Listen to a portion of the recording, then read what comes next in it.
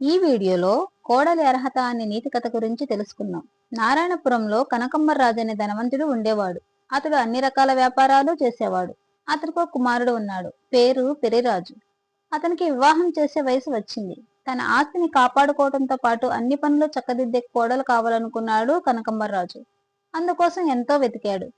కానీ అందం ఉంటే చదువు లేకపోవటం, చదువు ఉంటే సహనం లేకపోవటం, ఈ అందం చదువు ఉంటే దుబారా చేయటం వంటి పడతలు లభిస్తున్నారు. తనకు కావలసిన వారు లభించలేదు. దాంతో స్వయంగా కనకమ్మరాజే వధువుల వేటలో పడ్డాడు. ఎక్కడైనా పలానా వధువు ఉందంటే తనే అక్కడికి మారువేషం వేసుకుని వెళ్లేవాడు. ధనవంతుడిగా వెళ్తే మోసం చేస్తారని అతని భావన. ఈ పరిస్థితిలో రామాపురంలోని షావుకారు కుటుంబరావు ఉండేవాడు. అతని కుమార్తె దమయంతిని చూసేందుకు తన స్నేహితుడు వీర్రాజుతో కలిసి బయలుదేరాడు కనకంబర్రాజు. ఇద్దరూ సాధారణ మనుషుల వేషం వేసుకుని రామాపురం వెళ్లారు. అక్కడ కుటుంబరావు ఇంటికి వెళ్తూ తాము పక్క ఊరు వెళ్తూ అటుగా వచ్చామని కాసేపు అరుగు మీద విశ్రాంతి తీసుకుంటామన్నారు. దానికి కుటుంబరావు 2 వరహాలు ఇవ్వాలన్నాడు. వారు అలాగే ఇస్తామన్నారు. వరండాలో విశ్రాంతి తీసుకున్నట్లుగా నటిస్తూ ఇంటి లోపలికి చూశారు.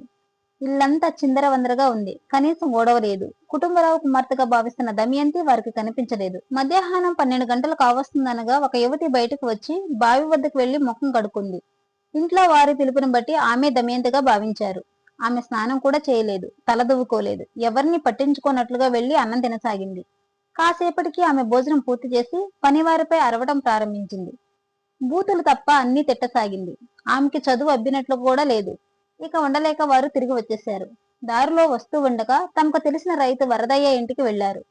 వరదయ్య గతంలో తమ వద్ద 20 వరహాలు అప్పు తీసుకుని ఇవ్వలేదు. అతడు సొమ్ము తిరిగి చెల్లించకపోయేసరికి అతడి ఇంటికి వెళ్లారు. ఇల్లంతా కళ్ళాపి జల్లి ముగ్గులు వేసి ఉంది. ఇంటి వరండాలో 20 ఏళ్ల అమ్మాయి కూర్చొని 4 బాలలకు పాఠాలు చెబుతూ తెలుగు పద్యాన్ని శ్రవ్యంగా పాడుతుంది. ఇద్దరు ఇంటి ముందుకెళ్లి వరదయ్య ఉన్నాడా అని అడిగారు. ఆ యువతి లేచి వారి ఎద్దకు వచ్చింది. లేడు, పొలానికి వెళ్ళాడు. మీరు ఎవరు అని ప్రశ్నించింది. తాము అతని స్నేహితులమని చెప్పారు.